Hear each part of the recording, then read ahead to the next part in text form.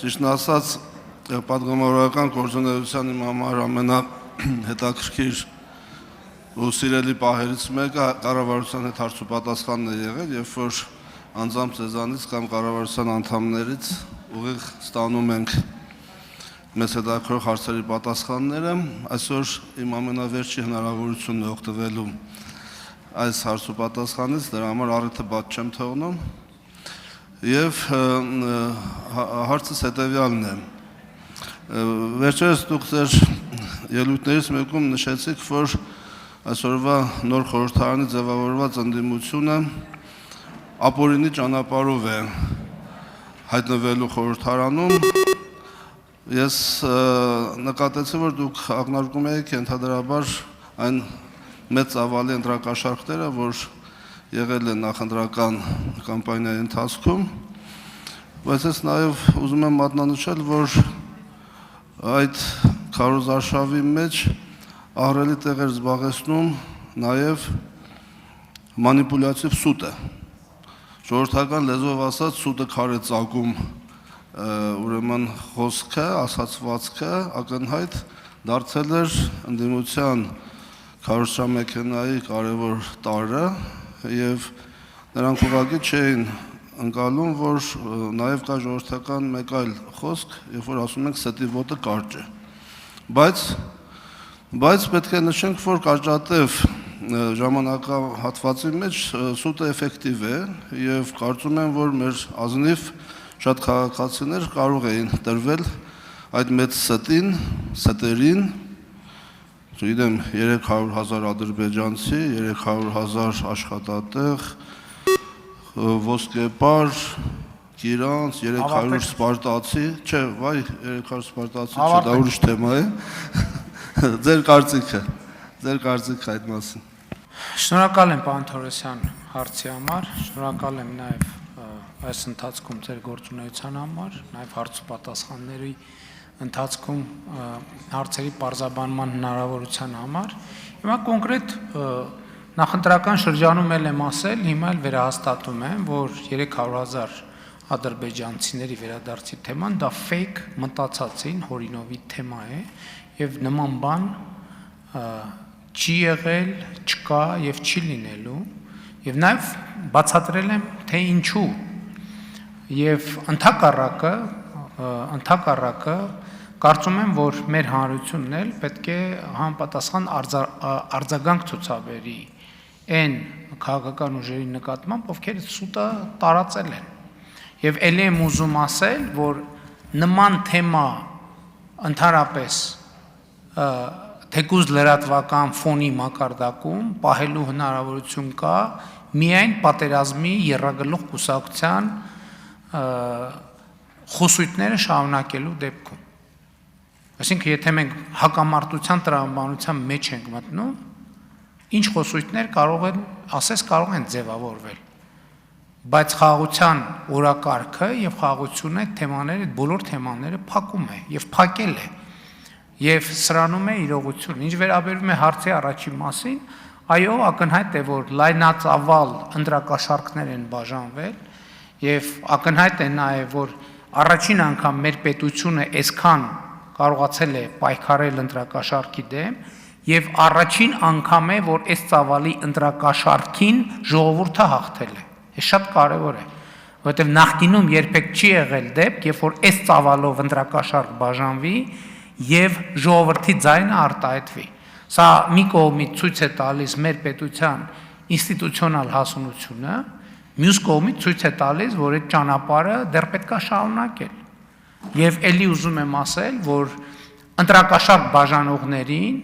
Հայաստանի քաղաքական կյանքից արմատախիլ անելը այսօր այդ փաստի բերումով դառնում է օրակարգի առաջնահերթություն եւ հատ պետք է իրանց ուղղակի արմատախիլ անել բոլոր հնարավոր միջոցներով եւ մենք գնալու ենք այդ ճանապարհով։ Ինչի մասին ես նախընտրական շրջանում էլ խոսել եմ Եվ այդ խոսույթը ստացել է Հայաստանի Հանրապետության քաղաքացիների աջակցությունը։ Ուրիշ բան եմ ես ուզում ձեզ ասել, ես վիճակագրություն վերցրի,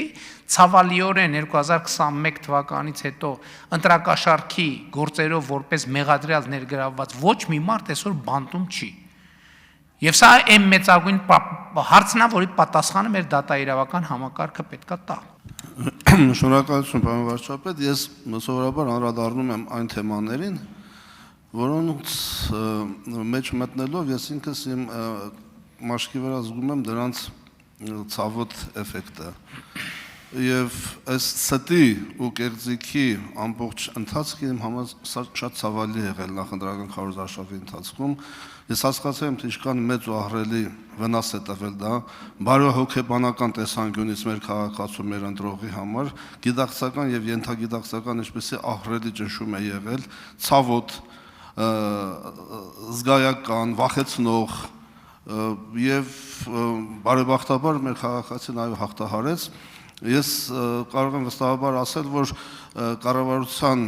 խաղաղության օրակարգը հաղթում է, որովհետև ես երեք ընդունել եմ մի խումբ աշակերտների մարզային եւ նման հանդիպումների ժամանակ սովորաբար աշակերտները միշտ անվտանգային խնդիրներ են բարձրաձայնում, բայց անցած անգամ միայն խոսել են կրթական բարեփոխումների երիտասարդության կյանքի մասին հարցեր եւ շատ ուրախալի էր դա, որովհետեւ ես զարմացած նայում եմ, թե հիմա կհարցնեմ բանվտանգությունը, բանակը, մյուսը եւ հասկացա, որ մենք այս առումով շատ լուրջ առաջընթաց ունենք։ Այսինքն չհարցնին ոչ մի հարց 300,000 ադրբեջանցի ոչ մի հարց ընդհանրապես անվտանգային խնդիրների մասին, մինչդեռ նախորդող բոլոր նմանատիպ հանդիպումներում երեխաները միշտ աշակերտները հարցնում էին, բա մեր վիճակը ոնց պիտի լինի, բա սահմանազատումը, բա ադրբեջանցիները 1,000-300,000 եւ այլն։ Այս անգամ մենք նման հարցադրումներ չտեսա եւ որին շատ ուրախացուցիչ էր, հետեւաբար խաղաղության օրակարգը այսօր հաջողությամբ առաջ է ընթանում։ Շնորհակալություն։ Ես պաշտոնապես ասում եմ, պարոն Թորոսյան, որ Հայաստանի Հանրապետությունը տարածաշրջանային անվտանգության բոլոր սպառնալիքները հաղթահարել է եւ կառավարում է, եւ միակ սպառնալիքը, որը կարող է առաջանալ, այդ պատերազմի եռագլուխ կուսակցության եւ նրանց պոչերի գործունեությունն է, որովհետեւ ելի ուզում եմ պարզ հարց տալ, տեսեք խաղաղությունը ինչ հիմքի վրա է կառուցվել։ Հայաստանի Հանրապետությունը եւ Ադրբեջանի Հանրապետությունը Ալմատայի հռչակագրի հիման վրա ճանաչել են միմյանց տարածքային ամբողջականությունը։ Հիմա շատ եւ խոսքերով եւ սիմվոլիկայով պատերազմի եռագլուխ կուսակցությունը կասկածի տակ է առնում այդ խաղաղության պայմանավորվածությունը։ Հիմա ասենք օրինակ նույն մյուս խմբակցությունը, որ եկավ խորհրդարան, էլի այս նույն դրոշները դնելու է իր սեղանին։ Այդտեղից սկսում է անվտանգային սպառնալիքների գեներացումը, որովհետև ստացվում է, որ խաղաղության համաձայնագրի ճարտարապետությունը Հայաստանի խորհրդանում կա ուժ, որը չի ընդունում։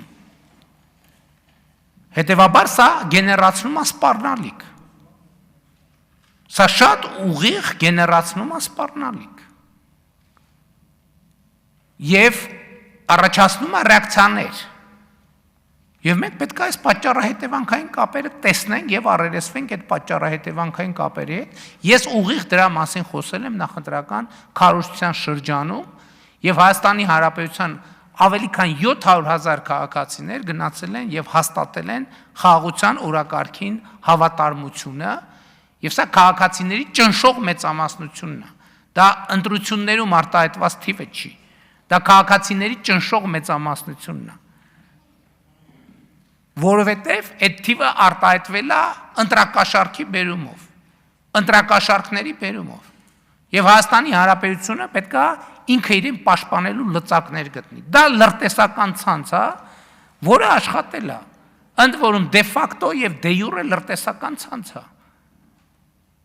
Եվ այստեղ պետությունը չքմեղանալու ոչ մի առիթ չունի, դրանց պետք է անել արմատախիլ, շատ կոնկրետ ձևերով։ Հակառակ դեպքում, այո, նրանք ամեն ինչ անելու են կոնֆլիկտը վերակենդանացնելու, պատերազմը վերստեղծելու համար։ Մենք հիմա վստահորեն կառավարում ենք իրավիճակը, բայց նաև մեր ժողովուրդը պետք է դրա մասին տեղյակ լինի։ Կարճ ասած, էլի հարցը է սա։ Հիմա այդ ուժերը գալու են Ղարաբաղի շարժումը շարունակելու են, թե չեն շարունակելու։ Իրան այն ուժը, որը գալիս ասում է նախընտրական շրջանում ասում է մենք 29743 քառակուսի կիլոմետրով չպետք է բավարարվենք, ըստ էության նա հարևաններին պատերազմը հայտարարել արդեն։ Հարևաններին պատերազմը հայտարարել։ Ընդ որում անորոշ հարևանների անորոշ այսինքն տեղի ունենում հարևանների կոնսոլիդացիա մեր դեմ եւ Հայաստանի Հանրապետությունը պետք է ռեակցիա տա։ Հակառակ դեպքում մեզ պետք է ասեն դուք այսինքն համաձայն եք այդ խոսույթի հետ։ Բա ընտրակաշարքով երկիրը բերեն դնեն բանի տակ, հարվածի տակ ու ասենք Հայաստանի որևէ մեկ ուզում է չքմեղանա, բերեն օտարերկա գործակալին դնեն ցուցակի երկրորդ համար, որ ազգային ժողովի գաղտնի բաները, արձանագրությունները փողով դուրս է տալիս, եւ որևէ մեկը պետքա չքմեղանա։ Ու սա ընտրություն չի, սա երեխաների ոչ, սա միայն ընտրություն չի, սա երեխաների հեղափոխություն է, եւ երեխաների ապագային սպառնացող ցանկացած սպառնալիք պետքա ջարդուփշուր արվի հենց բնում։ Այդ սպառնալիքները անուններ ունեն։ Ռոբերտ Քոչարյան, կալուգացի օլիգարխ եւ բելարուսամետ օլիգարխ։ Պետք է ջախջախվեն իրենց բնում։ Ես էլի ասում եմ այս ամբիոնից, այն քաղաքացիները Հայաստանի Հանրապետության, ես ասում եմ, քանի վարչապետ եմ, ջախջախելու եմ հասցեական դրանց հասցեական ջախջախելու եմ։ Այն քաղաքացիները, որոնք այս գծի հետ համաձայն չեն, կոչ եմ անում հեղափոխություն անել Հայաստանի Հանրապետությունում եւ փոխել կառավարությունը։ 24 թվին ոնց ասացի, Ղարաբաղի շարժումը չի շարունակվել, ով համաձայն չի, կոչ եմ ընդդիմություն կոչ չի անում դուրս գալ փողոց։ Ես եմ կոչ անում։ Ասում եմ կալուգացի օլիգարխ Ռոբերտ Քոչարյան, բան, այն մեկը բելարուսացի, ջախջախելու եմ, անհատապես ջախջախելու եմ, ու իրանց շոշափուկների եւ մետաստազներին, ջախջախելու եմ հասցեական բոլոր հնարավոր միջոցներով։ Ով որ Հայաստանի Հանրապետության քաղաքացիներից համաձայն չի, հենց այսօրվանից դուրս եկեք փողոցներ հեղափոխություն արեք։ Այս process ուրիշ ձևով կանգնեցնելու հնարավորություն չկա։